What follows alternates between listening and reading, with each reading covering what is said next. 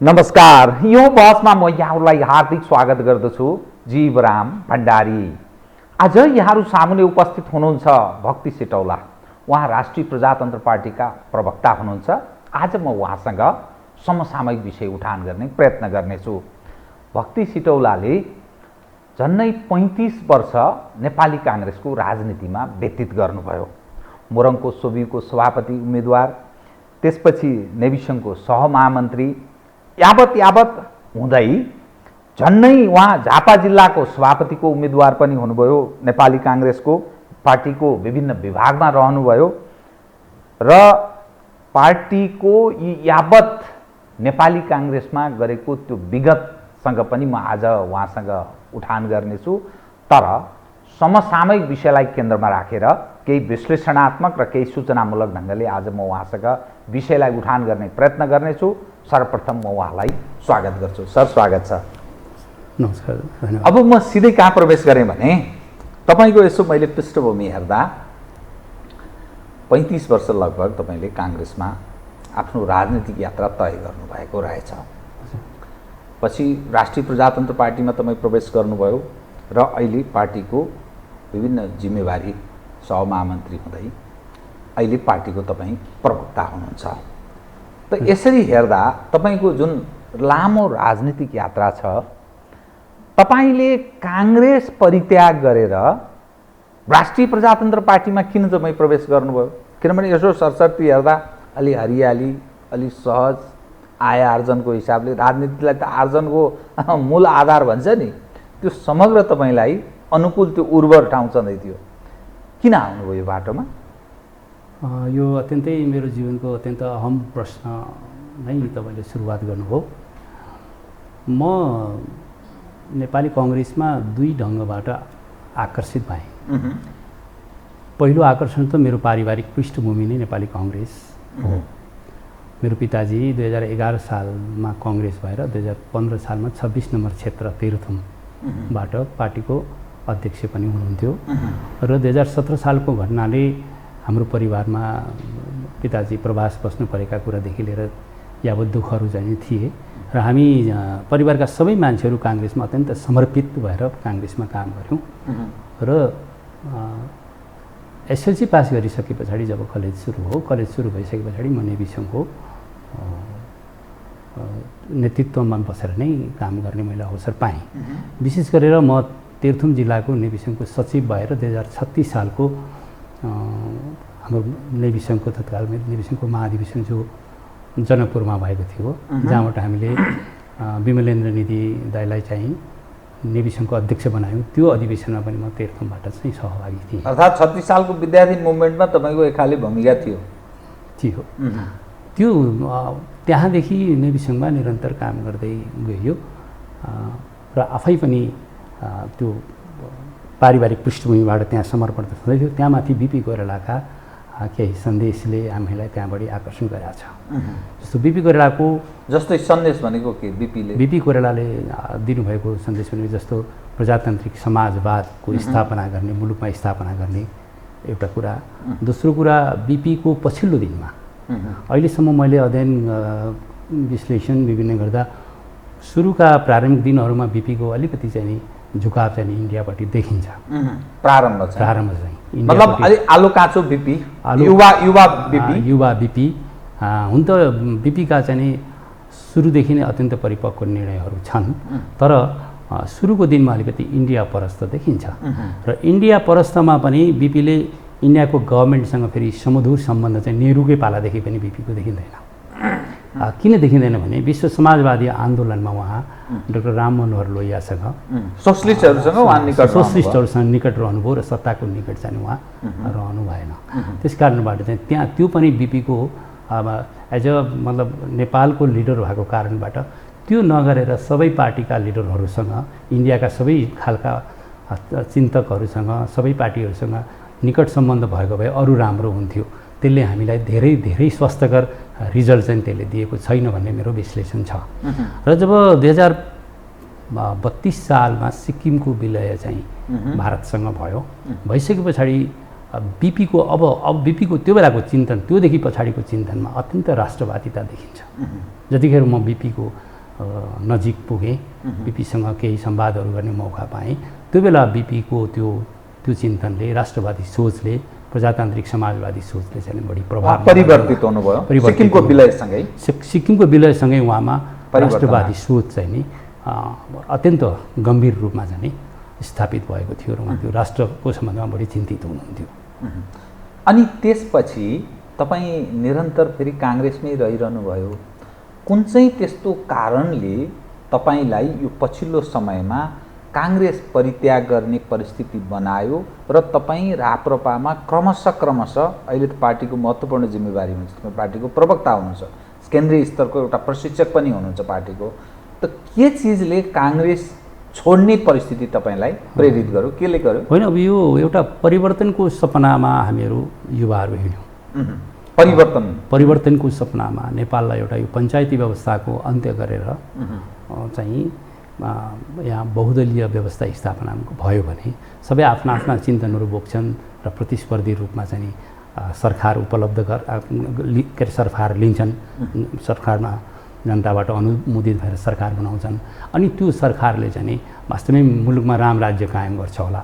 त्यो प्रजातान्त्रिक समाजवादी सपना जुन स्पेसली आम मानिसले त्यसरी सोच्थे, यदि प्रजातन्त्र त्यस्तो हुन्छ या लोकतन्त्र जे नाम त्यसरी हामी चाहिँ नि लाग्यौँ र 2042 सालको सत्याग्रहमा यहीँ काठमाडौँमा पक्राउ परेर म मोरङको जेलमा पनि बसेँ। त्यस पछाडि 42 सालदेखि पछाडि 45 सालको जुन नाकाबन्दी भयो, त्यो भारतले गरेको नाकाबन्दीमा चाहिँ मेरो अलिकति भिन्न विचार रह्यो। जस्तै भारतले गरेको नाकाबन्दीमा यहाँ आन्दोलन पक्ष खास गरी काङ्ग्रेस कम्युनिस्टहरू खुसी थिए। त्यो नाकाबन्दीको सुरुवातमा जब 35 सालको चैततिर चाहिँ नाकाबन्दी सुरु भयो, त्यो बेलामा म डिग्री क्याम्पसको सभापति पनि थिएँ।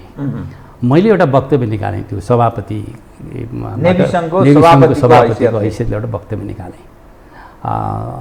त्यसमा मैले भारतलाई चाहिँ भारतप्रति दुःख व्यक्त गरेर, क्षोभ प्रकट गर्दै, रोष प्रकट गर्दै भारतले गरेको यो कदम चाहिँ नि अत्यन्तै निन्दनीय छ भनेर मैले एउटा वक्तव्य निकालेँ। एउटा देशभक्त प्रजातन्त्रवादीले गर्ने काम तपाईँले गर्नु हो, त्यो मैले पार्टी नेतृत्वले के भयो भनेदेखि त्यो बेलामा मेरो अत्यन्त आदरणीय नेता हुनुहुन्छ विराटनगरको त्यो तत्काल मोरङको सभापति बद्रीनारायण बस्नेत, म उहाँसँग सहकार्य गरेँ। अत्यन्तै अनुशासित र पार्टीप्रति साह्रै बढी जिम्मेवारी त बोध गर्ने कुरा रहेछ नि त, जिम्मेवारी वहन गर्ने भन्दा पनि बोध गर्ने कुरा हो।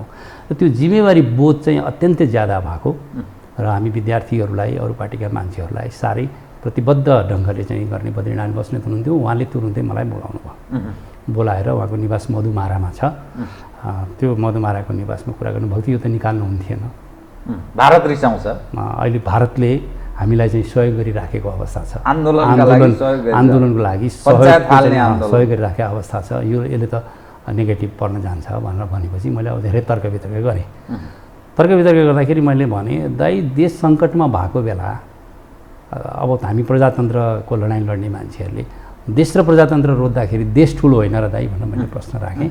होइन, त्यो अब कुरा वाद विवाद नगरौँ, उहाँको अब स्वभाव त्यस्तै थियो, अलिकति बस्नेत काजी, त्यसमा पनि अलिक फौजी नेचरको, ठक्क फौजी त होइन उहाँ, होइन फौजी नेचर होइन। त्यसो अब वाद विवाद गरी नराख, त्यो वक्तव्य चाहिँ त्यसलाई चाहिँ उ गरेर खण्डन गरेर एउटा वक्तव्य निकाल्नु पऱ्यो भने, दाइ म यो त म गर्दिनँ दाइ, किनभने देश र प्रजातन्त्र रोज्नु पर्दा त देश नै रोज्ने मान्छे हुँ म भनेर मैले भने। तर तपाईँकै लाइनमा बद्रीनारायण बस्नेत पछिल्लो समयमा पुग्नु भएको थियो, त्यो पछिल्लो समय त्यस्तो परिवर्तित बद्रीनारायण बस्नेत। अनि त्यो भइसकेपछि मैले चाहिँ ननिकालेपछि पछि डिग्री क्याम्पसको हाम्रो सचिवबाट चाहिँ नि उहाँले चाहिँ निकाल्न लगाउनु भएछ। अब मैले त्यसलाई त्यति वास्ता गरिनँ। त्योदेखि पछाडि हामी चाहिँ नि अब आन्दोलनमा हुम्यौँ। आन्दोलनको बेला म झापाको जेलमा थिएँ। 46को आन्दोलन म त्यो सङ्घ संस्था मुद्दाहरू के लागेर 2 वर्ष 8 महिना जेल बसेको छु। प्रजातान्त्रिक आन्दोलनमा राजनीति बन्दी भएर 2 वर्ष 8 महिना जेल बस्न पाउनु एउटा मतलब त्यो मलाई चाहिँ जिन्दगीको एउटा ठुलो उपलब्धि। हुन त जेल बस्न मान्छेले दुःख ठान्छन्, तर त्यो ठुलो उपलब्धि। र अनि त्यहाँ जेलको बडा रमाइलो कुरा चाहिँ मलाई के लाग्यो भने जेल अध्ययन गर्ने अत्यन्त राम्रो ठाउँ हो। त्यसले तपाईँलाई धेरै अवसरहरू दियो। त्यसमा गरेर विशेष गरेर काङ्ग्रेसको साहित्य पढ्ने, बिपी कोइरालाको बारे पढ्ने, विश्वका नेताहरूको अटोबायोग्राफी पढ्ने। अनि विशेष गरेर मैले बिपी कोइरालालाई र लक्ष्मीप्रसाद देवकोटालाई, भानुभक्त आचार्यलाई पढ्नुभयो। अनि संस्कृतका साहित्यकारहरू कालिदासदेखि लिएर पछिल्ला दिनका महाकविहरूको बारेमा पढ्ने मौका पाएँ। तर जेल एउटा राम्रो सदुपयोग गर्ने मौका मैले पाएँ।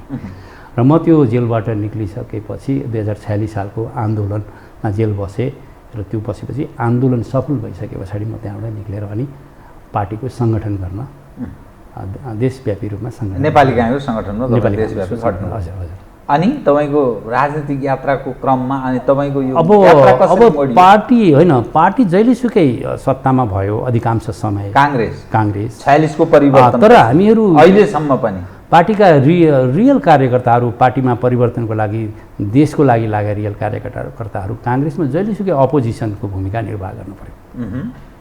सत्तामा पार्टी छ तर पार्टीका रियल कार्यकर्ताहरू त्यो सत्ताको अपोजिसनमा बस्नुपर्ने परिस्थिति सिर्जना भयो। नेतृत्व चाहिँ त्यो जो प्रजातान्त्रिक मर्ममा आदर्श, ती मूल्य मान्यताबाट च्युत हुँदै गएको थियो, च्युत हुँदै गयो र आफ्नो मूल धार जुन छ त्यो पार्टीको लक्ष्य छ, त्यो लक्ष्यमा विचलित भयो पार्टी। अब गिरिजाप्रसाद कोइरालाले सम्हाल्नु भयो। म गिरिजाप्रसाद कोइरालालाई कसरी हेर्छु भने बिपीको भाइ मात्रै नहेरेर पिताजी कृष्णप्रसाद कोइरालाको एउटा कनिष्ठ पुत्रको रूपमा पनि हेर्छु। र मैले पिताजी कृष्णप्रसाद कोइराला जतिको ठुलो समाजवादी नेपाली काङ्ग्रेसका सबै मान्छे पढ्दाखेरि अरू पाएको छैन। कहाँबाट यो नौलो कुरा गरिस् भन्नुहोला तपाईँ। जस्तै चर्चा हुँदैन कृष्णप्रसाद कोइराला जति समाजवादी हुनुहुन्थ्यो उहाँको छेउमा आधा पनि बिपी हुनुहुन्थेन, छोराहरू कोही पनि थिएनन्। गिरिजाबाबु त समाजवादी भन्नै मिलेन, उपभोगवादी हुनुभयो, उहाँ त भोगवादी हुनुभयो। र पिताजी कृष्णप्रसाद कोइराला चाहिँ कोलाई म एउटा सानो उदाहरण दिएर तपाईँलाई सकिहाल्छु। घरमा भएका नोकर चाकर र छोराछोरीलाई समान व्यवहार श्रीमतीले गरेनन् भनेर कृष्णप्रसाद कोइरालाले अनसन गर्नुभएको कुरा, अनसन गर्नुभयो, त्यो बिपीको आत्मकथामा पनि त्यो कुरा उल्लेखित छ। उहाँले अनसन गर्नुभयो। यही कुरालाई विश्लेषण गरौँ गम्भीरताका साथ। अब भनेको मानेनन् श्रीमतीहरूले भनेर श्रीमतीहरूको विरुद्ध अनसन गर्ने कुरा कति प्रजातान्त्रिक कुरा छ, कति सभ्य कुरा छ। एकदम दबावको होइन, मतलब त्यो बेलाको समय राणा शासन थियो, उस्तै त्यस्तै भए श्रीमतीहरूलाई एक दिलाती भकुरेर पनि आफूले भनेको कुरा गराउँथे। त्यसमा पनि पिताजी खरदार कृष्णप्रसाद कोइराला त्यो एउटा प्रभावको मान्छे हुनुहुन्थ्यो, त्यो गराउँथे। त्यो कति प्रजातान्त्रिक छ, त्यहाँभन्दा ठुलो प्रजातन्त्रको उदाहरण अर्को दिन सकिँदैन। अब समाजवादको कुरा के इस्युमा त्यो भएको थियो त भन्दाखेरि घरका नोकर चाकर र छोराछोरीहरूलाई समान व्यवहार गरेनन् भनेर भनेको थियो। त्यो नोकर चाकर र छोराछोरीको बिचको समान व्यवहार हुनुपर्छ भन्ने नै त्यो समाजवादी चिन्तनको चाहिँ त्यो अत्यन्त उद्गम बिन्दु हो भन्ने मैले चाहिँ निर्णय गरेँ। र पिताजी कृष्णप्रसाद कोइराला जतिको प्रजातान्त्रिक समाजवादी मान्छे अरू कोही पनि थिएनन् त्यो परिवारमा।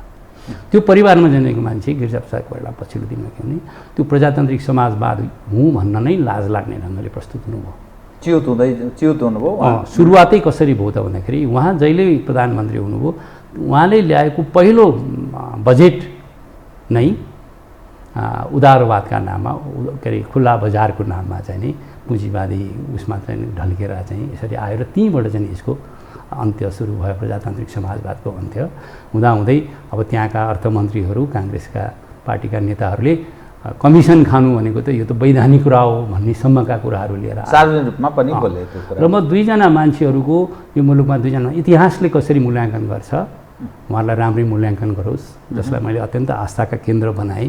यी दुईजना मान्छेहरूको दुईवटा चरणमा म सबै चरणमा होइन दुई चरणमा असहमत राख्छु। जस्तो राजा वीरेन्द्रको सम्बन्धमा पनि म अलिकति असहमत राख्छु। राजा वीरेन्द्रले लामो समय देशमा जे भन्दा पनि एकलौटी रूपमा उहाँले गरेको कुरा सबै नेपाली जनताले मान्ने अवस्था थियो। उहाँको शुभराज्याभिषेकदेखि पछि बौद्धल नावा आएको अवस्था 32 देखि 46 सालसम्म, जब उहाँ 28 सालपछि उहाँले 28 सालदेखि 46 सालसम्म लगभग 18 वर्ष उहाँले जे भन्दा पनि मान्ने अवस्था थियो।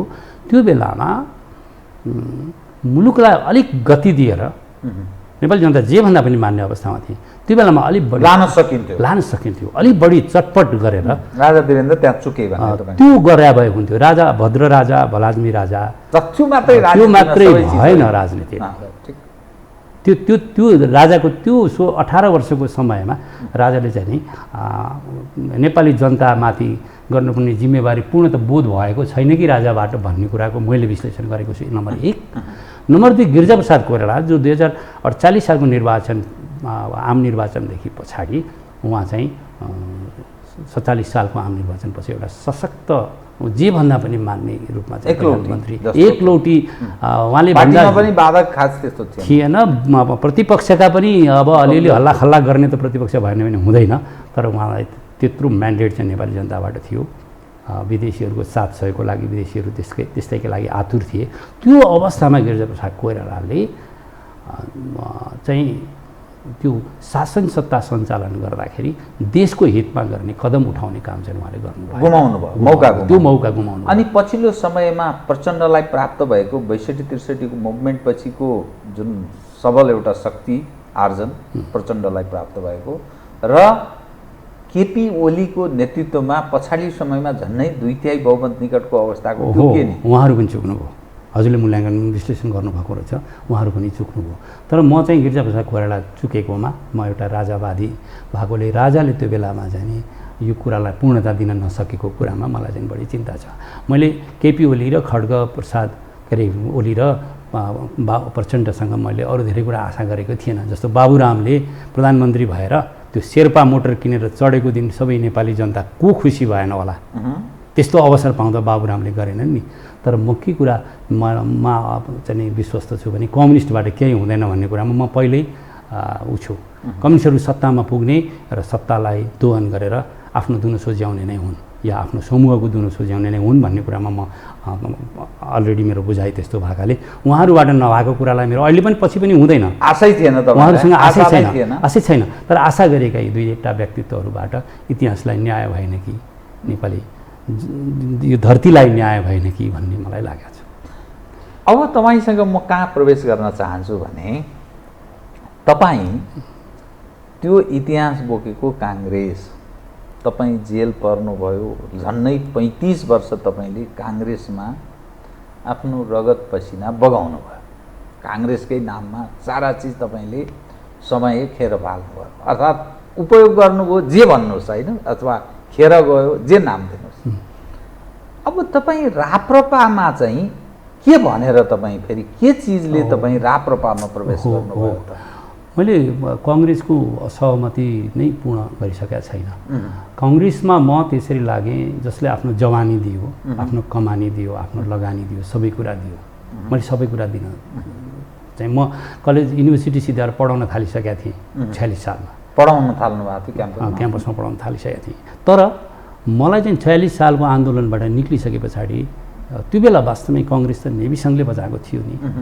जमलको हाम्रो अफिस जहाँ नेताहरू आउने र उम्रिने सम्पर्क कार्यालय नि त्यहाँ थियो होइन, गएका थियौँ। अब हामीले चाहिँ नि केही गर्नुपर्छ, मैले केही गर्नुपर्छ, जागिर खानु हुँदैन भन्ने मेरो मनमा आएर म सङ्गठक भएन नि। काङ्ग्रेसको सङ्गठन थिएन, सङ्गठनै थिएन। जब अब सत्तामा काङ्ग्रेस गयो भने रातारात मान्छेहरू सङ्गठन बनाएर आएर हामीलाई पनि काङ्ग्रेस भनिदिनुहोस् भने, जस्तो यो ट्रेड युनियन काङ्ग्रेस छ नि, यो कहाँ बनाएको, लक्ष्मण बस्नेतले बनाएको या पुष्कर आचार्यले बनाएको सङ्गठन होइन त्यो।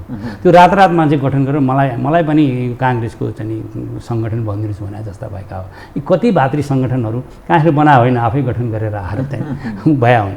यो के हुँदो रहेछ भनेदेखि जब शक्ति कसैसँग गएर केन्द्रित हुन्छ त्यो शक्तिका पछाडि मान्छेहरू चाहिँ आफै सङ्गठित रूपमा गएर लाग्दा रहेछन्। त्यो उदाहरण त्यही हो।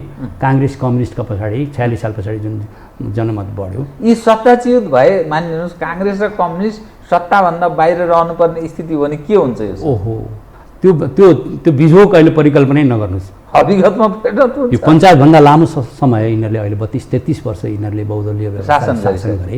यिनीहरूको बिजोग यति साह्रो बिजोग हुन्छ शक्तिबाट हटेको दिन कि यिनीहरूलाई बडा गाह्रो हुन्छ।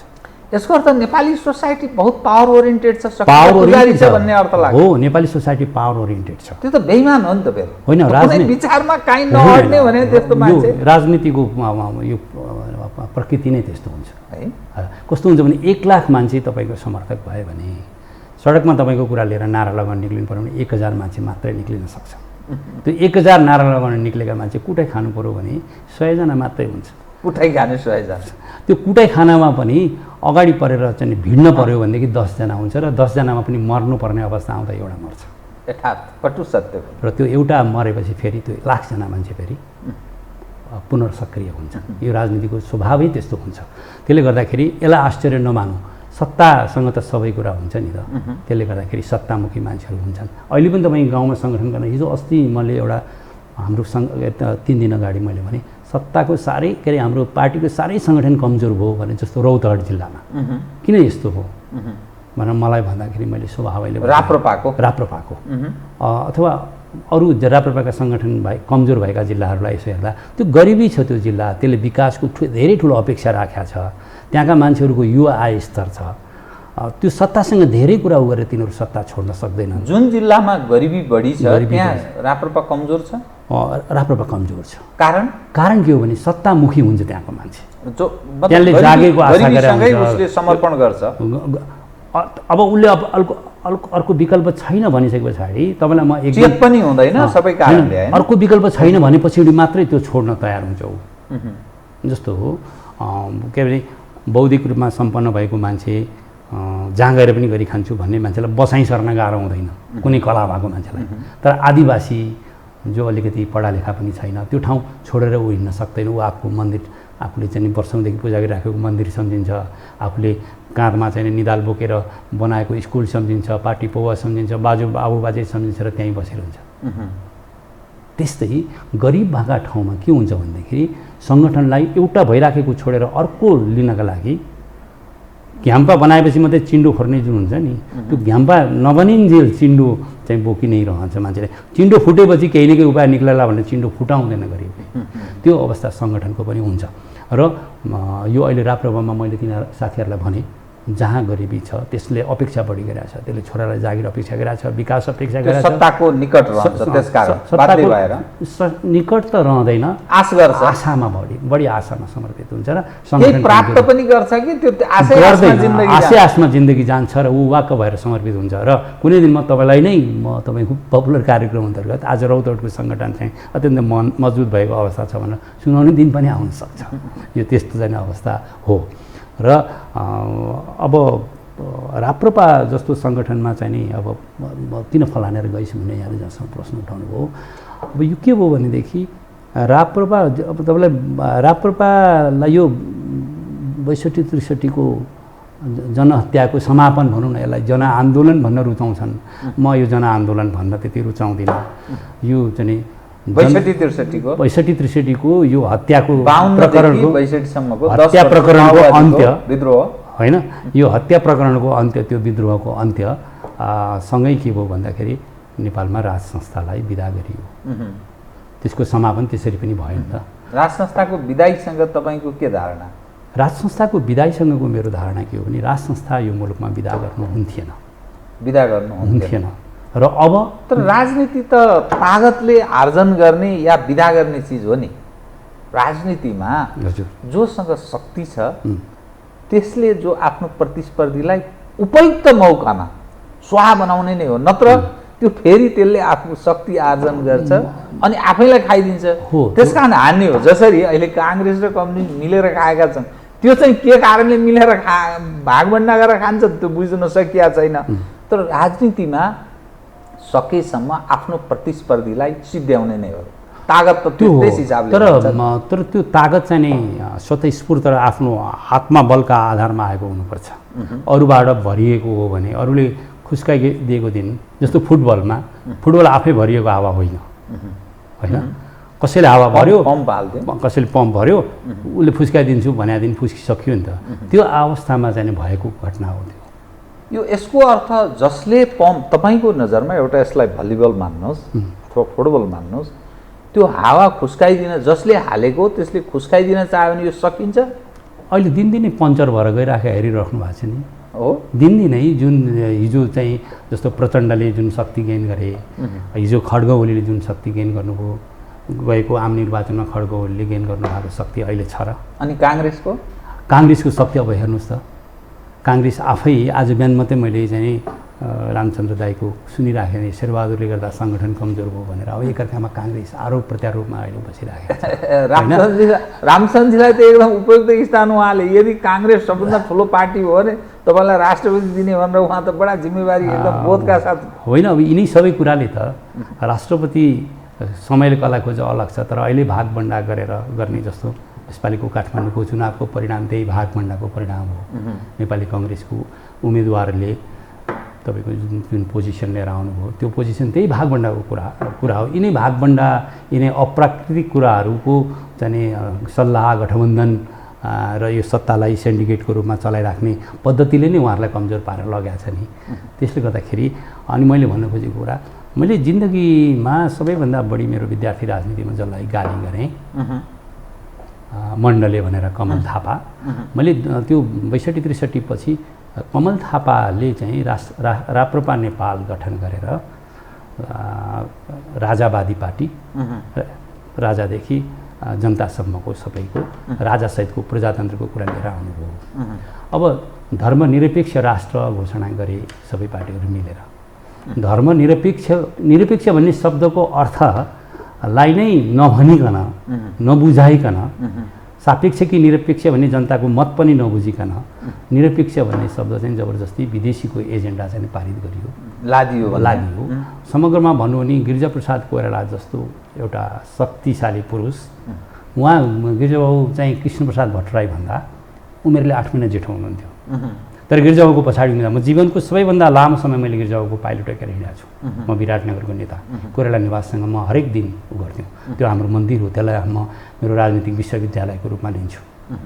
र गिरिजाप्रसाद कोइरालाको पछाडि हिँड्दा एउटा सबल योद्धाको पछाडि चाहिँ सशस्त्र योद्धाको पछाडि हिँड्या महसुस हुन्थ्यो। गराम हिँड्दाखेरि कुनै समय गिरिजाबाबु गाडीमा बसिसक्दा, मोटर चाहिँ बिरु भन्ने ड्राइभर थियो उहाँको, बिरुबाबु तामाङ भन्ने, गिरिजाबाबु बसिसक्दा मोटर उफ्रेर हिँड्थ्यो, गुडेर कुदेर होइन उफ्रेर हिँड्थ्यो। हामी पछाडि बसेका छैनौँ, छुट्यो भने छोड्थ्यो त्यसलाई भन्नुहुन्थ्यो। यसरी गिरिजाबाबुको त्यो उसमा हामी हिँड्थ्यौँ। उहाँमा हिँड्दा एउटा युवाको एउटा हिजो आज भन्छ नि डन भन्छ नि, पहिला दादा भन्थे, त्यो डनका पछाडि हिँडा जस्तो महसुस हुन्थ्यो। कृष्णप्रसाद भट्टराईको पछाडि उम्मिँदा कृष्णप्रसाद भट्टराई 8 महिना कान्छो हुनुहुन्थ्यो गिरिजाबाबु, तर एउटा सन्त महन्त सन्यासीको पछाडि हिँडा जस्तो महसुस हुन्थ्यो। त्यस्ता गिरिजाप्रसाद कोइराला गएपछि प्रचण्डको एजेन्डामा जब डोरिनु भयो, त्यसले हामीलाई अत्यन्त कमजोर बनायो। राष्ट्रपति बन्ने धुनमा मुलुक कहाँ जान्छ छोडिदिने। हिजो बिपीलाई राष्ट्रपति बन्ने मन थिएन होला र बिपी उहाँभन्दा धेरै शक्तिशाली र जनप्रिय नेता हुनुहुन्थ्यो नि। तर बिपी कोइरालाले के भन्नुभयो भने सिक्किमलाई भारतले निलिसके पछाडि जब रले नेपालमा डिजाइन गरेर काम सुरु भयो, नेपालको तराईलाई भारतमा मिलाउने डिजाइनमा काम सुरु भयो, अब तपाईँलाई म अर्को एउटा पनि कुरा खोलिदिन्छु। बताउनुहोस् त। अर्को एउटा कुरा खोलिदिन्छु। रले काम सुरु गरिसकेको कुरा दुईवटा शक्तिलाई थाहा भयो। एउटा शक्ति दरबार, एउटा बिपी कोइराला, कङ्ग्रेस प्रजातान्त्रिक शक्तिलाई र दरबारिया शक्तिलाई यो नेपाल फुटाउने कसरत सुरु भएको कुरा। रले इन्दिरा गान्धीले स्पेसल रको प्रमुखलाई चाहिँ नेपालको तराईलाई उसमा मिलाउने जिम्मेवारी दिएर पठाइन् त्यो काम गर्नका लागि। पहाडलाई चाहिँ सुरक्षा ढालको रूपमा पहाड चाहिँ होस्, तर तराई कब्जा भएपछि नेपाल जहिलेसुकै कब्जा हुन्छ भनेर त्यो उसले चाहिँ नियतले काम सुरु गरिसकेको कुरा दरबारलाई थाहा भयो। र दरबारले के गर्यो भनेदेखि दरबारले पञ्चायतको राजनीतिभित्र एउटा शक्ति बनाएर दरबारिया शक्तिको नाममा पञ्चहरू सङ्गठित गर्न थाल्यो र त्यसको विरुद्धमा लागेको शक्तिलाई इतर शक्ति भनेर भनियो। पञ्चायतको बेलाको इतर शक्ति।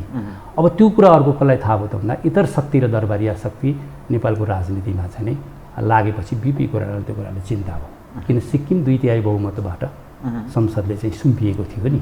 अब यहाँ कतै इतर शक्तिलाई रले चाहिँ भोलि पैसा पर्याप्त खर्च गरेर प्रभाव पारेर राष्ट्रिय पञ्चायतमा 2/3 सदस्य चाहिँ पुग्यो भनेदेखि त कतै हाम्रो मुलुक घुम्दैन।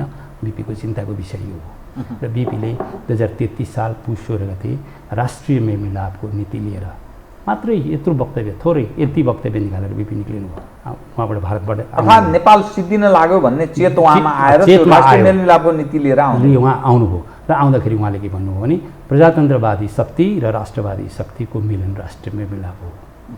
राष्ट्रिय मेलमिलापको एकदमै सटिक व्याख्या छ। पञ्चहरू काङ्ग्रेससँग नतर्स, काङ्ग्रेसहरू पञ्चसँग नजस्क। राष्ट्रियता कमजोर भएको बेला हाम्रो पहिलो दायित्व देश जोगाउनु हुन्छ। पहिलो प्राथमिकता देश हुन्छ। र देश जोगियो भने मात्रै प्रजातन्त्र अथवा सैनिक शासन अथवा कम्युनिजम अथवा अरू निरङ्कुश कुनै शासन शैलीहरू अपनाउने ठाउँ रहन्छ।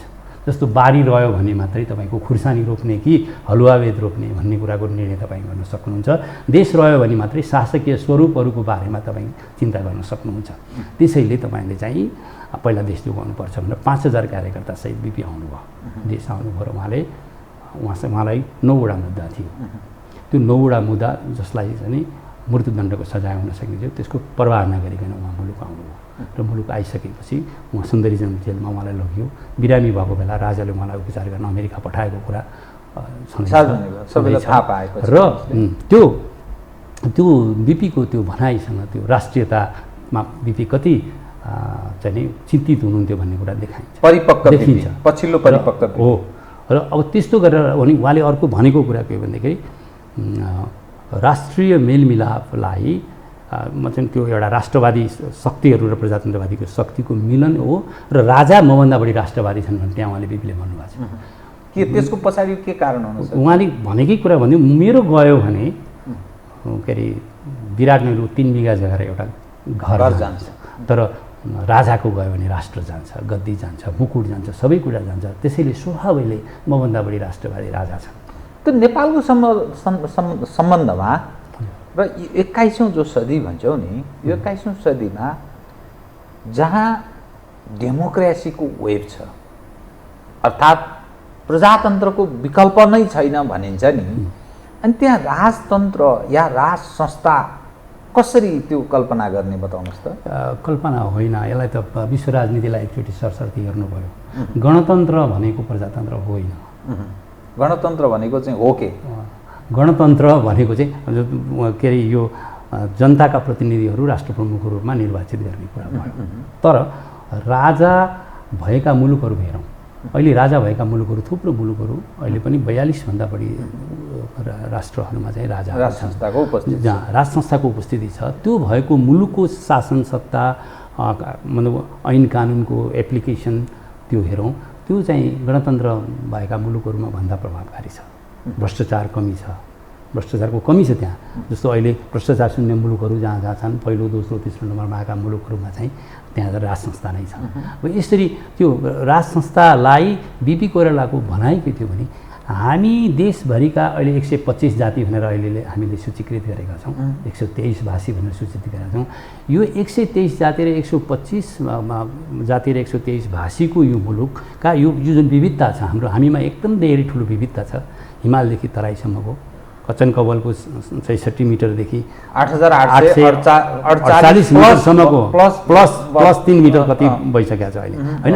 अब योसम्मको उचाइमा हामी विभिन्न त्यो उसमा चाहिँ हामी जुन बसेका छौँ, वेशभूषा संस्कृतिहरूमा कत्रो विविधता छ। यो विविधतालाई जोड्नका लागि यो मुलुकमा राज संस्था चाहिन्छ। राज संस्था यो शाहवंशीय राज संस्था नै चाहिन्छ। किन चाहिन्छ भने हिजो जब नेपालको अस्तित्व मेटिएको थियो, नेपाललाई फेरि पुनर्एकीकरण गर्ने आधुनिक नेपालको निर्माण गर्नका लागि पृथ्वीनारायण शाहले नेतृत्व गरेर हाम्रा पुर्खाहरूले यो मुलुक नेतृत्व गरे। यसमा एउटा शेर्पाको छोरो पनि त्यो अभियानमा छ, एउटा दराईको छोरा पनि छ, एउटा मधेसको कोच पनि छ, सन्थाल थारू पनि छ, शेर्पा गुरुङ मगर जाति क्षेत्री ब्राह्मण सबैजना गरेर त्यो गरेका छन्। र त्यसको नेतृत्व शाहवंशले पृथ्वीनारायण शाहले गर्नुभएको छ। र पछिल्ला दिनमा गर्दै चाहिँ बहादुर शाह, राज्यलक्ष्मी हुँदै विभिन्न कालखण्डमा नेपाललाई एकीकरण गरिएको छ। र त्यो मात्रै यस्तो संस्था हो, त्यो एउटा संस्थापक रूपमा स्थापित भइसकेको छ। त्यो मात्रै यस्तो संस्था हो जसले सबै नेपालीलाई मिलाएर राख्न सक्छ र आस्थाको केन्द्र हुन सक्छ भन्ने जुन बिपीको ठहर थियो, त्यो बिपीको ठहरमा काङ्ग्रेस त्यसको विरुद्धमा गिर्जाबाबु राष्ट्रपति बन्ने सपना धुनमा चाहिँ राष्ट्रपति बन्नका लागि मात्रै हो। के पाउनुभयो त्यो गिर्जाबाबुले? इतिहासले भोलि कसरी हेर्छ गिर्जाबाबुलाई? तर गिर्जाबाबुले गरेका कामहरूले मुलुकलाई त धेरै पछि पर्यो नि, मुलुक धेरै पछि पर्यो नि। अहिले आएर यो अस्थिरता गिर्जाबाबुले जे कुरा गरेर यो 5 वर्ष मलाई दिएको छ, आफ्नो मान्छेहरूलाई चाहिँ आफ्नो सदस्यहरूलाई एकदमै म एकजुट राखेर 5 वर्षमा यो मुलुकलाई चेन्ज गर्छु भनेर एउटा अठोट गिर्जाबाबुमा हुनु पर्थ्यो नि। जोसुकैले त्यो मौका पाउँछ। त तपाईँ कसरी त्यो सम्भावना देख्नुहुन्छ मुलुकमा त्यो परिवर्तन हुने? स्थानीय तहको चुनाव सकियो, स्थानीय तहको चुनावमा काङ्ग्रेस र कम्युनिस्टहरूकै देशव्यापी उपस्थिति छ। राप्रपा चुनाव लड्यो, त्यति जित्न सकेन। त यो समग्रले हेर्दा राप्रपाले त्यो ठाउँ प्रवेश गर्ने सम्भावना त क्षीण देखिन्छ। यसै पनि फेरि राप्रपा विभाजित भयो, कमल थापाजी पार्टी छोडेर हिँडिसक्नुभयो, त कसरी सम्भव छ बताउनुहोस् त? होइन, अब राप्रपाले भोलि यो मुलुकमा राज संस्था स्थापना गर्ने, धर्म सापेक्ष सनातन हिन्दू राष्ट्र स्थापना गर्ने, मुलुकको उदारीकरणको एउटा विश्वव्यापी रूपमा आएको चाहिँ जुन आर्थिक कार्यक्रम छ, यसलाई स्थापित गरेर मुलुकको उन्नति गर्ने जुन सपना देखेको छ, यो सपनामा राप्रपा निरन्तर हिँडिराखेको छ। केही कमजोर, केही उतार चढावका अवस्थाहरू आए, जस्तो कमल थापाले पार्टी छोडेर जानुभयो, कमजोर भयो कि भन्ने तपाईँको जुन अनुभव छ, होइन। राष्ट्रिय प्रजातन्त्र पार्टी त तपाईँलाई म भन्ने हो बडा यो चाहिँ तितो यथार्थ हो। कमल थापाले छोडेर गएपछि पो बलियो भयो त। कसरी? किनभने कमल थापाले ड्यामेज गरिरहनु भएको छ। यो मेरै बाटोमा आउँछ नि राप्रपावालाहरू, होइन, अन्तत्वगत बुझेपछि पछि बुझ्दै जालान् भन्छन् नि। होइन, ड्यामेज गर्ने प्रयत्न गरिराख्नु भएको छ, तर त्यसले के गरेको छ भने राप्रपा झन् बलियो भएर गएको छ। कहिलेकाहीँ के हुन्छ भने त्यो धानको बालीमा मधेसतिर के हुन्छ नि, त्यो कहिलेकाहीँ डाङ ढुङ पाडेर यो लाठीले यसरी झाडेर वरदेखि परसम्म लडाइदियो भने झन् तल गाँस चाहिँ राम्रो भएर आउँछ भनेर हामी त्यो पानीभित्र पसेर हल्लाइदिन्छौँ कि त्यस्तै किसिमको पो भइरहेछ त राप्रपा। कमल थापा स्थानीय तहको चुनावमा त त्यस्तो देखिएन। जो आश गर्थे राप्रपा धेरै ठुलो शक्तिको रूपमा स्थापित हुन्छ भन्ने जो आश गर्थे त्यस्तो त देखिएन। अब त्यो देखिएन, त्यसको पछाडि कारण छ।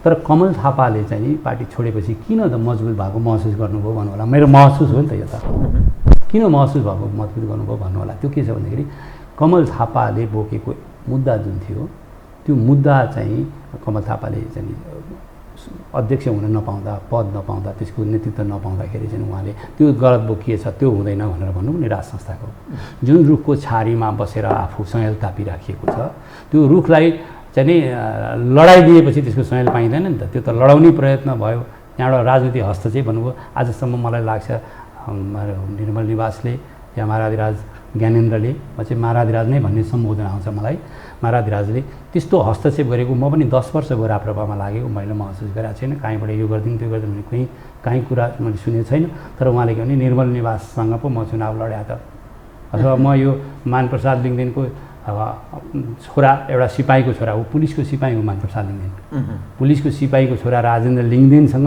म कहाँ हार्याउँ र? म त कर्णेल छत्रबहादुर थापाको छोरा त पचाउनलाई पो म त राजा महेन्द्रको छोरा के अरे ज्ञानेन्द्र सिपाहीको छोरा हो, सिपाहीको छोरा हो। उहाँको बुवा नेपाल सेना, नेपाल प्रहरी, नेपाल प्रहरीमा केही समय काम गर्नुभएको। उहाँ चाहिँ ताप्लेजुङको ढुङ्गे साँगुमा को चौकीमा कार्यरत रहँदाखेरि राजेन्द्र लिङ्गदेन काठमाडौँको ढुङ्गे के अरे ताप्लेजुङको ढुङ्गे साँगुमा जन्मिनु भएको एउटा पुलिसको छोरा सँग म कहाँ कर्णेलको छोरा हारे आउँ भन्ने ढङ्गले म त ज्ञानेन्द्रसँग हार्या भनेर यसै भन्न हुँदैन है।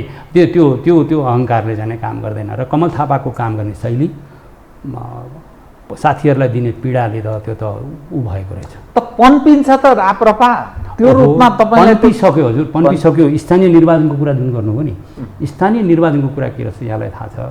त्यो रूपमा त सत्तारूढ पार्टीहरू तपाईँहरूले झापामा चाहिँ तपाईँहरूको चाहिँ शक्ति बलियो रहेछ राप्रपाको भन्ने पुष्टि हुन्छ, तर समग्रमा देशव्यापी रूपमा त्यो ढङ्गको त देखिएन, सकिएन, भएन। यसै सरसर हेर्दा पुष्टि भएन।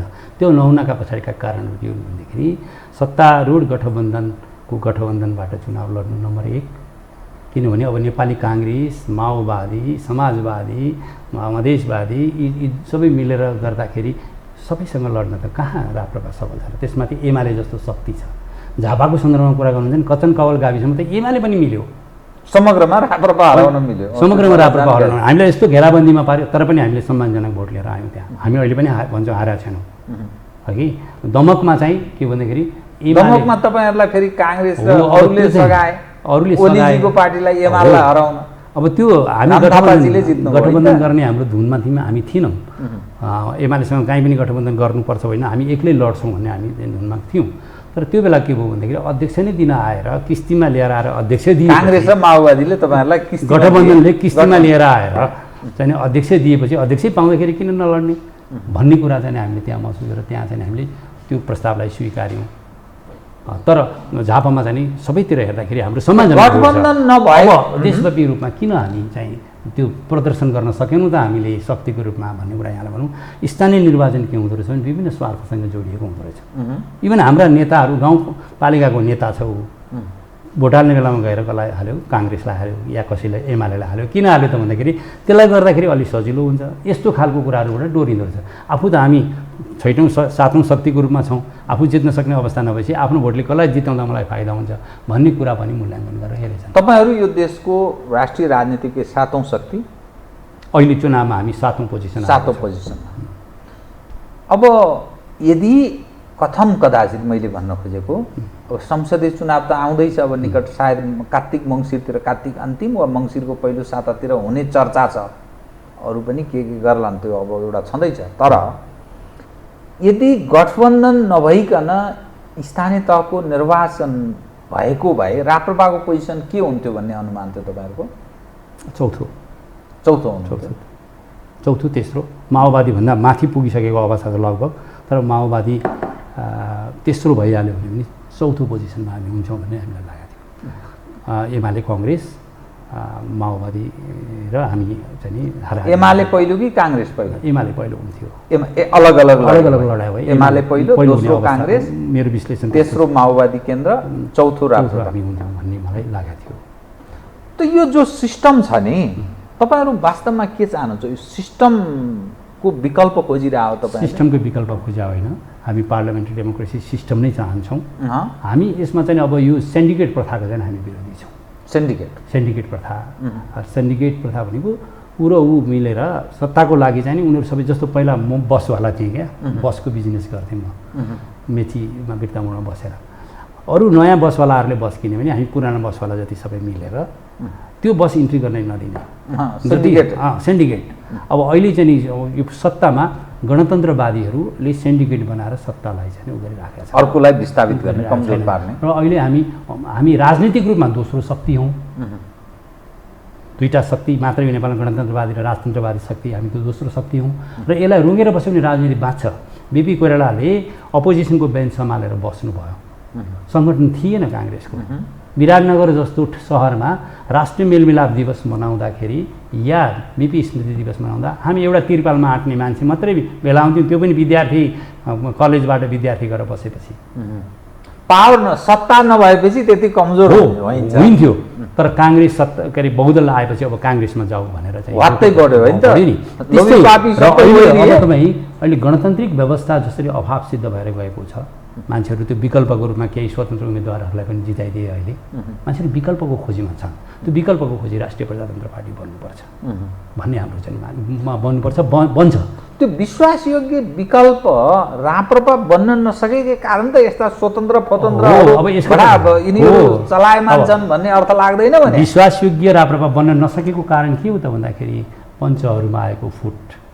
जस्तो पार्टी गठन हुँदैखेरि भारतीय शक्ति जस्ता शक्तिहरूले अन्तर्राष्ट्रिय शक्तिहरूले खेलेर त्यसलाई दुईवटा पार्टीको रूपमा चाहिँ स्थापित भए। त्यहाँ त्यो पञ्चायतको बेलाको झमेला त्यहाँ पनि रहिरह्यो र पछि आएर दुईवटा पार्टीको रूपमा चन्द र थापाको ग्रुपमा चाहिँ राप्रपा स्थापित भयो। त्यो दुई पछाडिका पटक फुटहरू 51 सालको चुनाव लड्दाखेरि, मध्यावधि लड्दाखेरि 18-19 सिट लिएर आएको छ नि के अरे राप्रपाले। 19 सिट लिएर आएको छ नि, झन्डै 18% पपुलर भोट लिएर आएको छ नि। हो, मिल्दाखेरि त हुन्छ नि। पञ्चसँग जति बढी कार्यकर्ता, ती पुरस्कृत के अरे ती परिष्कृत कार्यकर्ता कहाँ थिए र? नेतृत्वको समस्या रहेछ यसको। पञ्चायतले त्यो नेतृत्व, असल नेतृत्व जुन किसिमको राप्रपाभित्रको स्कुलिङ भयो, त्यो स्कुलिङ चाहिँ के भनेदेखि अपवर्ड छ, डाउनवर्ड छैन, नेतामुखी छ, जनतामुखी छैन।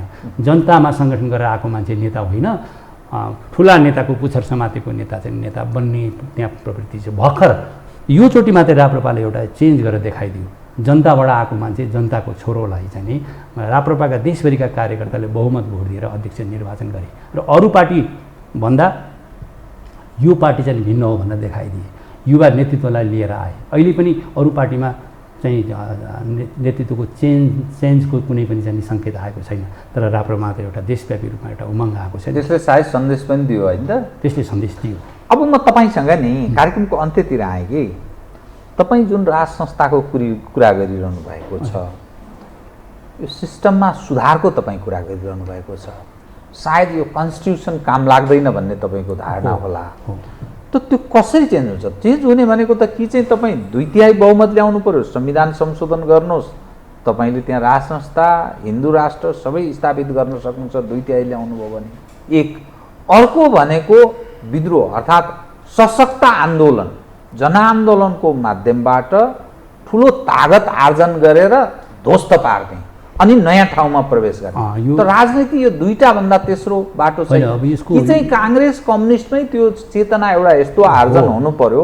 होइन, अब परिस्थिति बिग्रियो, त्यसकारण अलिकति राष्ट्रिय शक्तिहरू बीच एउटा पुनर्विचार गरौँ र एक ठाउँमा उभिने केही पद छ भने त्यसको साझा सहमतिको बिन्दु खोजौँ भन्ने उनीहरूमा त्यो चेता आयो भने एउटा हुन्थ्यो। तर जो मानिस ब्रह्मलुटमा रमाइरहेको छ, यति खुसी छन्, यति प्रसन्न छन्, उनीहरूमा त्यो चेत फिर्ने सम्भावना छैन। ल तपाईँ बताइदिनुहोस् त कहाँबाट तपाईँ बाटो प्रवेश गराउनु? त्यो तपाईँले गरेको प्रश्नमै तपाईँले उत्तर पनि दिनुभयो। चेन्जका यिनै तीनटा कुरा हुन्। मौजुदा शक्तिलाई चेत फर्किनु र यो संविधानमा चेन्ज गरेर जानु। चेत किन फर्किन्छ? मजा आइरहेको छ, आनन्द, तो राष्ट्रपति हुने, प्रधानमन्त्री हुने बाजेसम्म मस्त छ। अनि कसरी चेत फर्किने सम्भावना देखिँदैन। दोस्रो कुरो के भन्दाखेरि जनमतबाट चाहिँ नै बहुमत प्राप्त गरेर 2/3 बहुमत प्राप्त गरेर संविधान चेन्ज गर्ने कुरा। तेस्रो एउटा सडकबाट जनशक्तिको आधारमा चेन्ज गर्ने। यो तीनटा कुरा मात्रै। प्राथमिकता के हो राप्रपा? अब राप्रपाको अहिले हामीले चाहिँ नि जस्तो सदनलाई पनि सडकलाई पनि त्यत्तिकै महत्त्व दिएर हिँड्छौँ। जनताको अभिमत जस्तो हाम्रो विरोध कार्यक्रमहरू भइरहेछन्। हिजो मात्रै देशव्यापी रूपमा कृषिको चाहिँ नि जुन कृषिमा व्यवस्था भएको छ, मल बिउ खाद उपलब्ध छैन, किसानहरूमाथि कृषि ज्ञान केन्द्रमा तपाईँहरू धरना दिएर हिजो मात्रै विरोध कार्यक्रमहरू गऱ्यौँ। 17 गते त्यस्तै विरोध कार्यक्रम, यो महिनाभरिका लागि विरोध कार्यक्रमहरू छ। यो जनताको ध्यान आकर्षण गरेर राप्रपाको कदमलाई साथ जुटाउने, सहयोग जुटाउने चाहिँ एउटा अभियान हो। जनतामा भइराखेको समस्या हामी बोक्छौँ भनेर हामी जनता समक्ष गइराखेको कारण पनि यही हो। हामी बोक्छौँ भने यिनै समस्याप्रति आफ्नो दायित्व बोध गरेर नै हामी जनमत जुटाउने एउटा धुनमा लागेका छौँ। त्यो पनि चाहिँ एउटा अभियान छँदैछ र संसदमा पनि हामी भाग लिइराखेका छौँ। संसदमा भाग लिएर जस्तो एकजना राजेन्द्र लिङ्गदेन मात्रै संसदमा पुग्दाखेरि पनि आज हाम्रो मुद्दा संसदमा जीवन्त छ नि। 2 मिनट बोल्न पायो भने पनि उसले यो व्यवस्था ठिक भएन, यो शासन पद्धति ठिक भएन भनेर भनिरहेछ नि। त्यसले गर्दाखेरि हामी के चाहिँ उसमा छौँ भने अब आउने चुनावमा पनि हामी सशक्तताका साथ भाग लिन्छौँ र भाग लिएर अब कति जनमत आउँछ हाम्रो अपेक्षा गर्छौँ। एवं रीति यसमा पनि हाम्रो निरन्तर रहन्छ। अर्कोतिर जनमत जुटाउन चाहन्छौँ। जनमत बलियो भएका दिन त 4 लाख मान्छे काठमाडौँको सडकमा भेला गर्यो भने कुनले रोक्छ? कसले 4 लाख मान्छे भेला गर्ने अवस्था छ? त्यो अवस्था सिर्जना हुँदैछ, दिनदिनै सिर्जना हुँदैछ। जुन वितृष्णा आएको छ राप्रपामा, अहिले जुन पुराना राप्रपा पञ्चायतमा काम गरेका राप्रपाका मान्छे हिजो आफूलाई जोगिनका लागि चाहिँ अरू पार्टीको सेल्टर खोज्दै गएका ती मान्छेहरू फर्किँदैछन्। बौद्ध आइसके पछाडि जन्मेका युवाहरूको आकर्षण राप्रपामा बढेको छ। सङ्गठनमा भ्रष्टाचार गरेर खानु भनेको आमाको रगत खाए सरह ठान्छु भनेर राजेन्द्र लिङ्गदेनले चाहिँ कमिटमेन्ट गरिसके पछाडि त्यो कुराले धेरै मान्छेहरूलाई चाहिँ तानेको छ। यी स्वतन्त्र हौँ भन्नेहरू अलिकति काङ्ग्रेस र कम्युनिस्टलाई गाली गरेर अलिकति लोकप्रिय हुन खोजेका मानिसहरूले यसले राप्रपालाई ड्यामेज त गरिरहेछ। राप्रपाले ड्यामेज गर्दैन, किन हिजो पनि तिनीहरू राप्रपासँग थिएनन् र भोलि तिनीहरू आउन सक्छ। तथापि विकल्प हामी हो भन्दा केही न केही त नोक्सान पार्ने होला। तर एउटा कुरा छ नि, दलीय व्यवस्था आइसकेको छ। अब केही जस्तो आज 2-3वटा सिटहरू चाहिँ स्वतन्त्र उम्मेदवारले जिते। काठमाडौँ जस्तो महत्त्वपूर्ण ठाउँमा स्वतन्त्र उम्मेदवारले जित्नुभयो। त्यो एउटा परिवर्तनको खोज हो, परिवर्तनको मान्छेको चाहना हो। राप्रपाले त्यसको विकल्प दिन नसकेकोले आज एउटा नयाँ मान्छे आयो। धरानमा चाहिँ चेन्जको चाहिँ खोज हो। त्यस्तै धनगढीमा पनि चेन्जको खोज हो। तर कुरा के हुन्छ भने लङ टर्ममा यी जित्ने मान्छे त जितेपछि त यिनीहरू चाहिँ नेता बनिहाले। 5 वर्षको लागि यिनीहरूसँग सरकारी बजेट छ, आफ्नो कार्यशैली छ, कार्यक्षमताका आधारमा भोलि प्रभाव पारेर जान सक्छन्। तर नजित्दाखेरि त्यो स्वतन्त्र राजनीति गर्ने मान्छे, चुनावमा लड्ने मान्छे हारेको दिन कस्तो हुन्छ भने उसको चाहिँ एकदम त्यो नाउ छुटेको माझी जस्तो हुन्छ कि। त्यसले गर्दाखेरि स्वतन्त्रबाट अब अहिले यो दलीय व्यवस्थामा चाहिँ भविष्य छैन। अब जस्तो वर्तमानमा जे छ म भन्छु, अर्कोचोटि म तपाईँलाई भन्छु 25भन्दा बढी मलाई लाग्छ 25भन्दा बढी क्षेत्रमा 265 मध्ये 25भन्दा बढी क्षेत्रमा स्वतन्त्र उम्मेदवारहरू जित्छौँ भनेर परिकल्पना गरेको छौँ भनेर अस्ति मलाई एकजनाले बताए। केही उम्मेदवारहरूले जित्लान् भने, तर यसपालि धेरै स्वतन्त्रहरूको रहर पुग्छ। यो संसदीय चुनावमा निराशा हात लाग्छ। राप्रपाले चाहिँ कति चिज छ भन्ने आश गर्नु भएको छ? अनि तपाईँहरूको के अवस्था छ? अब हाम्रो अवस्था जुन किसिमको लहर बढेर गएको छ, समानुपातिकमा हाम्रो बढी भोट आउँछ। पपुलर भोटभन्दा ज्यादा हाम्रो त्यो समानुपातिकमा भोट आउँछ र हामी 40 सिटभन्दा माथि हामीले अपेक्षा गरेका छौँ आउँछ भन्ने हामीलाई आगामी संसदीय चुनावमा 275 मध्ये 40 भन्दा बढी हामी जित्छौँ। मूल मुद्दा तपाईँको, म कार्यक्रमको ठिक अन्त्यमा यति मात्रै तपाईँलाई अवसर दिएँ, तपाईँको मूल मुद्दा के, जनतालाई आकर्षित गर्ने मुद्दा के? जनतालाई आकर्षण गर्ने मुद्दा भनेको भ्रष्टाचारको अन्तका लागि हामी सबै ढङ्गले हामी लाग्छौँ। नम्बर 1। नम्बर 2, हामी राजासहितको प्रजातन्त्र स्थापना गर्न चाहन्छौँ जो नेपाली समाजमा अत्यन्त प्रिय भएर गएको छ। हामी प्रदेश सरकारलाई हाम्रो शक्ति पुगेका दिन त्यसै दिन खारेज गर्छौँ, प्रदेश चाहिँदैन भन्ने हाम्रो मूल मुद्दा छ र केन्द्रमा एउटा शासन र स्थानीय सुदृढ स्वायत्त शासन भइसके पछाडि चाहिँ त्यसले पुग्छ भन्ने हाम्रो मुद्दा छ र हामी यो मुलुकलाई धर्मसापेक्ष सनातन हिन्दू राष्ट्र घोषणा गर्छौँ। धर्मनिरपेक्ष चाहिँ त्यो जबरजस्ती लादिएको विषय यो 4वटा मुद्दा हाम्रा मेन मुद्दाहरू छन्। यी जनताका एजेन्डा हुन् त? जनताका एजेन्डा हुन् र त हामीले उठाएर आयौँ त। जनताको गुजारासँग यसको के सम्बन्ध छ? ओहो, धर्म संस्कार संस्कृति मानिआएको सनातनदेखि मानिआएको कुरासँग जनताको सरोकार छैन। नेपालको उन्नतिसँग, नेपालको एकीकरण गर्न, एकीकृत चाहिँ उसको लागि चाहिँ यो नेपाल जोड्ने पृथ्वीनारायण शाहले चाहिँ उ गरेको यो मुलुकमा राज संस्थाको चाहिँ गर्न महत्त्व छैन। जुन हामी यो मुलुकमा चाहिँ घरजैँ जस्ता भएर खाएका यी प्रदेश सरकारका मन्त्रीहरू, प्रदेशका सांसदहरू, त्यो चाहिँ प्रदेश सभाहरूको यिनीहरूमा चाहिँ नेपाली जनता वाक्क भएको अवस्था छैन र त्यस कारणले भ्रष्टाचारले अहिले जन्म दर्ता गर्न, मृत्यु दर्ता गर्न दुःख भएर जाँदा पनि पैसा खुवाउनु पर्ने अवस्थाले व्याप्त भएको गाँजेको यो भ्रष्टाचारको विरुद्ध जनताको सरोकार छैन र यी सबै कुरा त जनताका कुराहरू हुन्। हस्, धन्यवाद। तपाईँको लोकप्रिय यो टेलिभिजनमा मलाई अवसर बोलाएर तपाईँसँग संवाद गर्ने अवसर दिनुभयो। म तपाईँहरूप्रति धेरै धेरै आभार व्यक्त गर्छु तपाईँप्रति।